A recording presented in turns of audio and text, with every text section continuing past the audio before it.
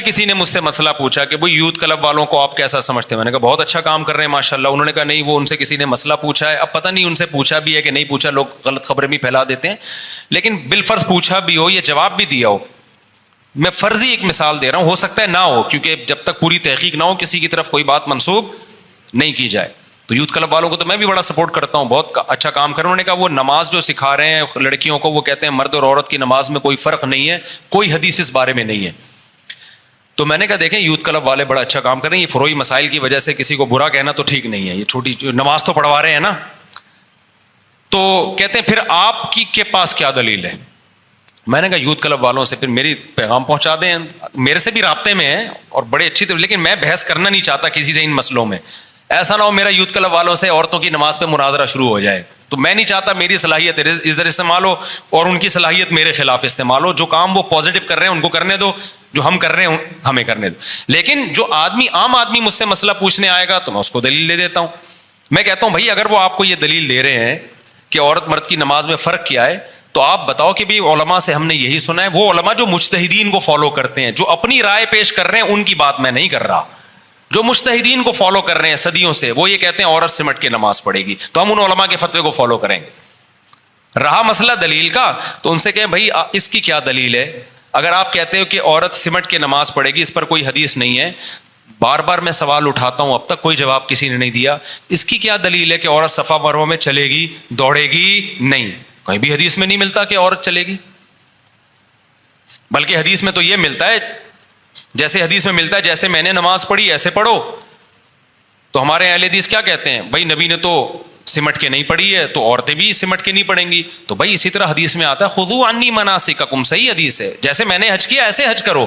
تو نبی تو صفا مروہ میں دوڑے ہیں, تو عورتیں کیوں نہیں دوڑ رہی ہیں؟ نہیں آئی بات میرا خیال ہے. چاروں اماموں کا جو مذہب ہے نا, مضبوط بنیادوں پہ قائم ہے, وہ اصول ٹوٹتے نہیں ہیں. آج کل کے جو اسکالرز آ رہے ہیں کتنے بڑے علامے ہوں گے, مانتے ہیں تقویٰ بھی ہوگا, بھائی ان جیسا مینٹل لیول نہیں ہے. وہ ان کی علمی اپروچ نہیں ہے, تبھی تو پوری دنیا نے ان کو فالو کیا ہے. آج کسی اسکالر کو اتنا تھوڑی کوئی فالو کر رہا ہے. بڑے بڑے علاموں نے ان چاروں کو فالو کیا ہے. آج کے اسکالر میں 4 فالو کر رہے ہوں گے تو 4000 مخالفت کر رہے ہوں گے. تو کون زیادہ لائق اتباع ہے, ان کی تحقیق کو مانے یا ان کی تحقیق کو مانے؟ تو ان کی تحقیق کو مانا جائے گا, جو صدیوں سے امت اس کو مان رہی ہے. تو یہ اس کی کیا دلیل ہے کہ بھائی جو یہ کہتا ہے نا مرد عورت سمٹ کے نہیں مردوں کی طرح پڑے گی, حدیث میں نہیں ہے. تو حدیث میں یہ بھی نہیں ہے کہ عورت چلے گی. بعض لوگ فوراً حدیث پیش کرتے ہیں کہ حضرت عائشہ کا قول ہے کہ تمہارے لیے ہم میں اسوہ حسنہ ہے, نمونہ ہے, ہم چلتے ہیں تو تم بھی چلو. پہلی بات, حضرت عائشہ کا یہ قول کسی صحیح سند سے ثابت نہیں ہے. ناصر الالبانی رحمہ اللہ نے خود اعتراف کیا کہ یہ قول صحیح نہیں ہے. اور دوسری بات, وہ بھی تو حضرت عائشہ کا قول ہو گیا نا. جب عائشہ کا قول حدیث کے قول کے مخالف ہوگا تو کس کو لیا جائے گا؟ پیغمبر کے قول کو لیا جائے گا نا. کیونکہ بار بار لوگ کہتے ہیں کسی امتی کو پیغمبر کے مقابلے میں ترجیح نہیں دینی. نبی تو کہہ رہے ہیں جیسے میں نے کیا ایسے کرو, اور حضرت عائشہ کہہ رہی ہیں کہ نہیں ہم جیسے کر رہے ہیں ویسے کرو. تو آپ جیسے اب کبھی ابو حنیفہ کو نبی کے مقابلے میں لے آتے ہو, کبھی امام شافعی کو لے آتے ہو, تو اسی طرح تو حضرت عائشہ کا مقابلہ بھی نبی سے ٹھیک نہیں ہے. اور اگر حضرت عائشہ ہی کو فالو کرنا ہے تو حضرت عائشہ تو یہ بھی کہہ کے گئی ہیں, بخاری میں لکھا ہوا ہے کہ اگر نبی ہمارے زمانے کی عورتوں کو دیکھ لیتے تو عورتوں کو مسجدوں میں آنے سے روک دیتے. دلیل دیتے کہ نہیں نبی نے کیا فرمایا, لا تمنعوا اماء اللہ من المساجد, عورت بھی مسجد میں آئے گی, عورت کو نہیں روک سکتے آپ. وہاں آپ حضرت عائشہ کے قول کو کیوں نہیں لے رہے جبکہ وہ صحیح سند سے ثابت ہے؟ تو کہیں بھی اصول جو ہے نا یہ ٹکتے نہیں ہیں. تو میں ان لوگوں سے سوال کرتا ہوں جو عورت کو کہتے ہیں سمٹ کے نماز نہیں پڑھے گی, چوڑی ہو کے مردوں کی طرح نماز پڑھے گی, اور دلیل مانگتے ہیں, تو وہ دلیل اس پہ بھی ہمیں دیں کہ عورت صفا مروہ میں چلے گی دوڑے گی نہیں. وہ اس پہ بھی دلیل دیں کہ عورت رمل نہیں کرے گی. ہم جب جاتے ہیں نا عمرہ کرنے, حج کرنے, تو پہلے 3 چکروں میں سینہ اکڑا کے کرتے ہیں.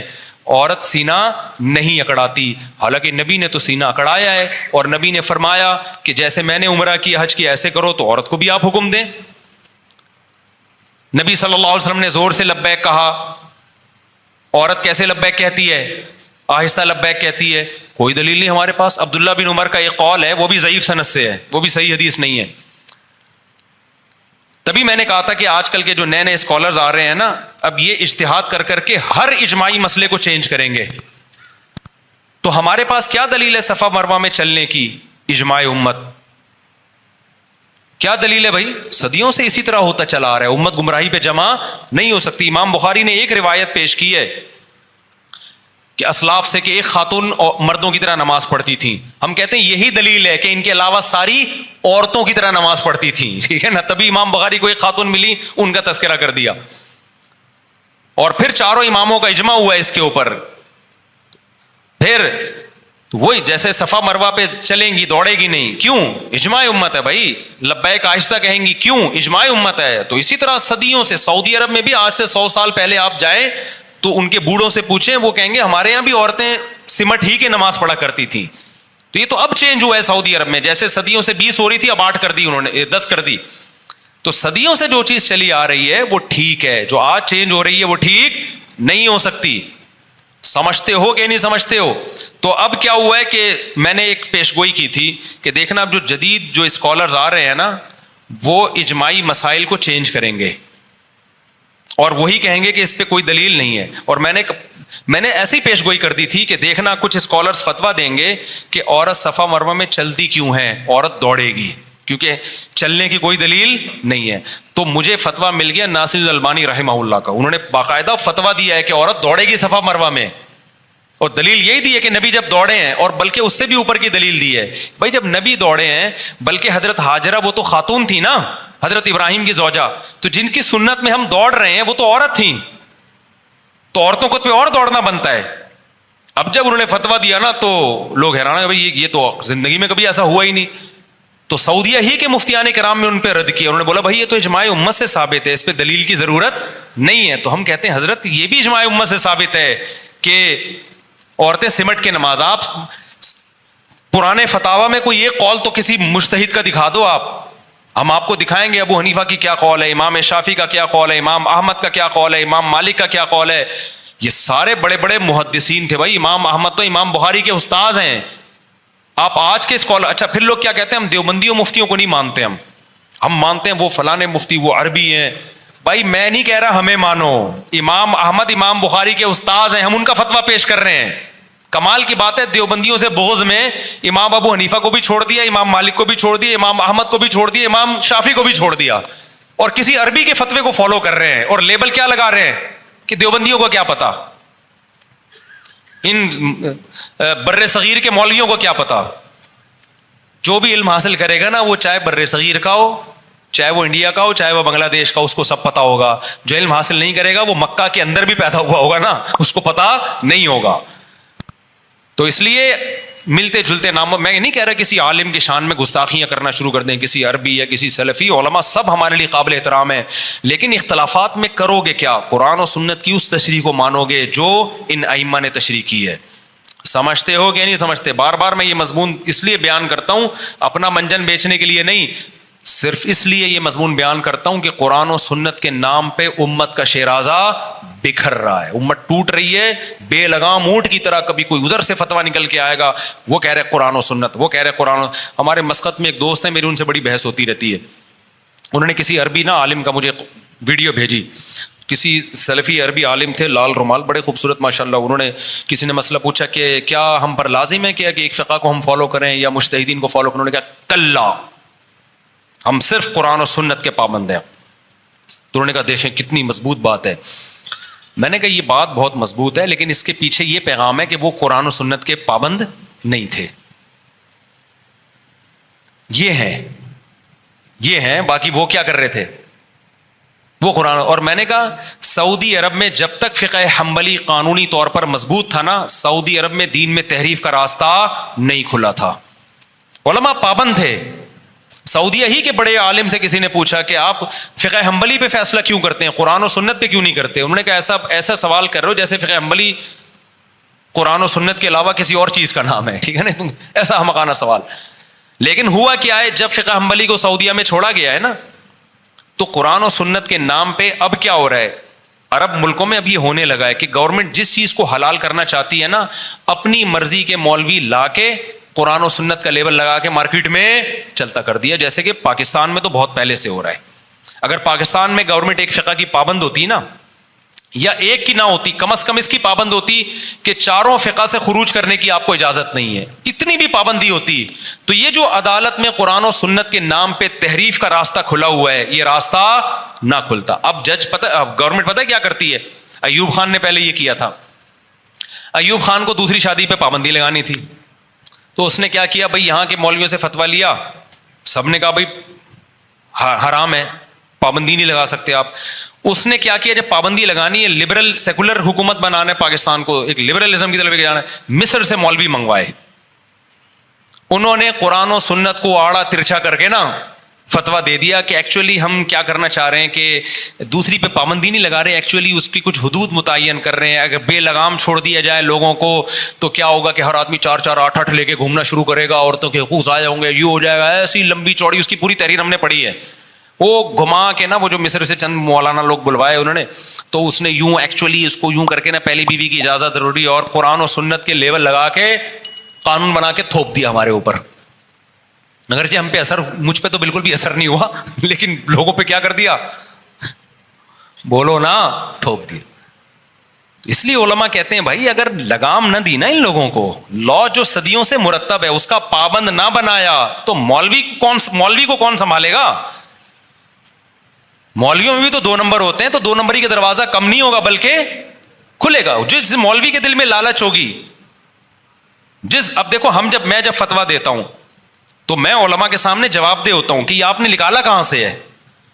میں کہتا ہوں قرآن و سنت سے، وہ کہتے ہیں قرآن و سنت سے تو یہ بھی نکال سکتے تھے، یہ بھی نکال سکتے تھے، تو اس پہ پہلوں نے اس کا بھی حوالہ دو کہ پہلوں نے کیا فتویٰ دیا ہے، قانون کیا جو مرتب ہے، تو اس کا ریفرنس مجھے لگانا پڑے گا، ورنہ میں قرآن و سنت کے نام پہ کچھ بھی نکال کے لوگوں کو بتاتا رہوں تو کچھ تحریف اس سے کم تھوڑی ہوگی، اس سے تحریف کیا ہو جائے گی، دروازہ چوپٹ کھل جائے گا تحریف کا۔ تو اب کیا کیا جو ایوب خان نے نا، وہ لا کے قرآن و سنت کا لیول لگا کے اتنے سارے قوانین کو اٹھ پٹانگ۔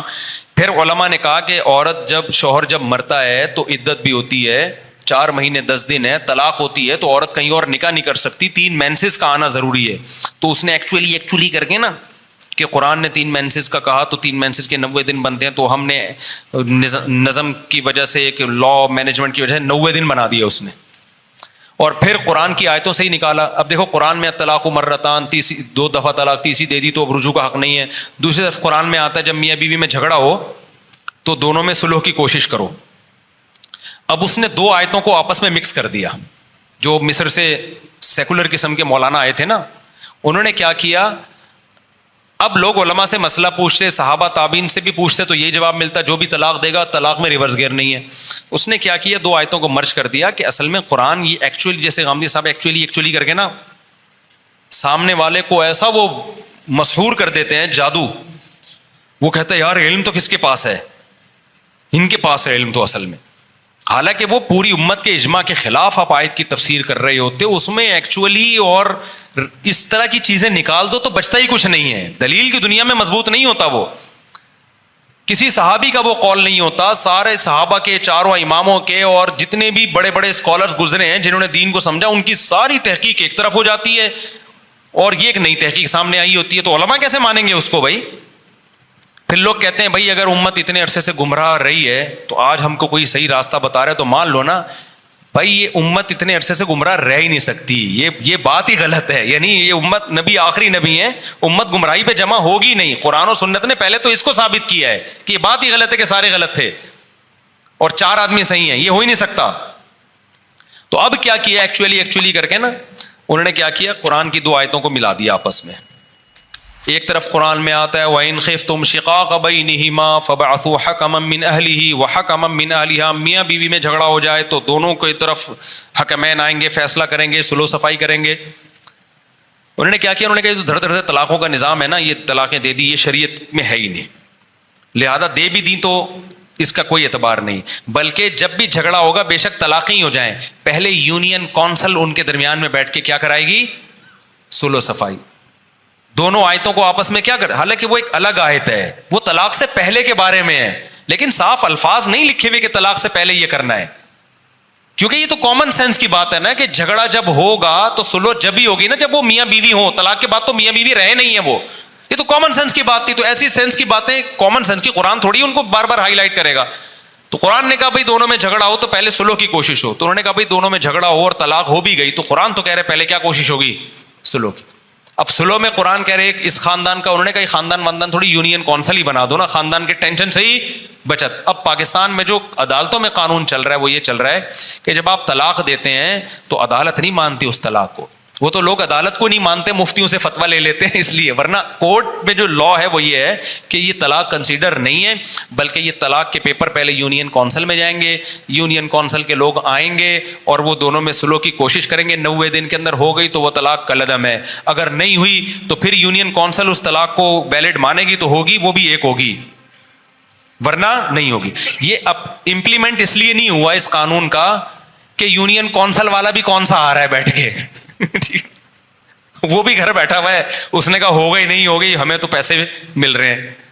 تو نہ وہ اپنی ذمہ داری پوری کر رہے ہیں نہ عدالتیں پوری کر رہی ہیں, تو اس لیے چل اسلام ہی رہا ہے. لیکن لا جو آپ کا بنا ہوا ہے نا وہ یہ ہے, اور اس سب پہ کیا لیبل لگایا ہوا ہے؟ قرآن و سنت کے عین مطابق. جب جنرل مشرف نے یہ جو خلا کا قانون بنایا کہ عورت کے پاس مکمل طلاق کا اختیار چلا جائے, اگر پاکستان میں لا ہوتا کہ چاروں اماموں کی جو تحقیق ہے اس کے بغیر قانون پاس ہو نہیں سکتا, تو کبھی بھی یہ خلا کا قانون پاس نہیں ہوتا, کیونکہ اسلام میں ہے ہی نہیں یہ خلا کا یہ والا سیٹ اپ. تو جنرل مشرف نے کیا کیا, قرآن و سنت کا لیبل لگایا, خلا کے لفظ قرآن سے لیا اور اپنی طرف سے اس میں ایڈیشن یہ کی کہ یک طرفہ اور بہت کچھ اوٹ پٹانگ, اور ہو سکتا ہے مفتی تو مارکیٹ میں ہر طرح کے مل جاتے ہیں, کچھ مولانا بھی مل گئے ہوں گے. چند دن پہلے ایک اسلامک یونیورسٹی کے ایک اسکالر کا پورا مضمون آیا ہے اور انہوں نے لکھا ہے کہ یک طرفہ خلا بھی صحیح ہے, عورت کو پورا. ایک اور مولانا صاحب ہیں, مولانا تو نہیں ہے اسکالر ہیں, ان کے بھی اپنی طرف سے ایک تحقیق چلا دی انہوں نے کہ مکمل عورت کو طلاق کا اختیار ہے, اس کو ہم کہیں گے خلا, حالانکہ یہ بالکل غلط ہے, اس پہ تو بہت سارے دلائل ہیں. تو کیا ہوا کہ وہ ایسا خاندان نظام کی ایسی کی تیسی. اب جس عورت کو وسیم بھائی اچھے لگ رہے ہیں وہ کورٹ میں جا رہی ہے کہ ابے جان چھڑا یہاں سے. میرے پاس کیس آیا, ایک آدمی نے 1.5 کروڑ کا پلاٹ دیا اپنی بیوی کو محبت میں, بیگم نے لے لیا, اگلے دن جا کے کیس فائل کیا, بیوی بھی گئی پلاٹ بھی گیا. لیکن آپ جج سے پوچھیں گے, وکیل سے پوچھیں گے, بولیں گے عین قرآن و سنت کے مطابق ہے. تو میرے بھائی یہ منجن بک رہا ہے قرآن و سنت کے نام کا. تو ہم جو آپ کو کہتے ہیں نا مجتہدین کو فالو کرو, اپنا منجن بیچنا ہوتا تو ہم کہتے ہیں میری تحقیق کو فالو کرو. آج جو اپنا منجن بیچ رہا ہے وہ کہہ رہے ہیں میری تحقیق کو فالو کرو. یہ سارے مولوی منجن بیچ رہے ہیں, اور جس کی طرف نسبت کی جاتی ہے منجن بیچ رہے ہیں وہ اپنی تحقیق نہیں بتا رہے, وہ کہہ رہے ہیں بھائی جو صحابہ تابعین اور ائمہ اربعہ کی تحقیق ہے اس کو فالو کرو. تو منجن کون بیچ رہا ہے؟ منجن وہ بیچ رہا ہے جو ان علماء کے خلاف کر رہا ہے. آپ کو نہیں آ رہی تو جاؤ, حدیث میں آتا ہے علماء کو لوگ چھوڑ دیں گے, خود بھی گمراہ ہوں گے, جو اسکالرز ہیں وہ خود بھی گمراہ ہوں گے اور دوسروں کو بھی گمراہ کریں گے. تو آپ اللہ سے, ہمارے بس میں جو تھا بھائی ہم نے سمجھا دیا, آپ کی مرضی جو چاہے کریں, آپ نہ مانے علماء کی. منجن میں ہی لگے رہے بیٹھ کے, چورن اور منجن میں. کیا ہو گیا بھائی؟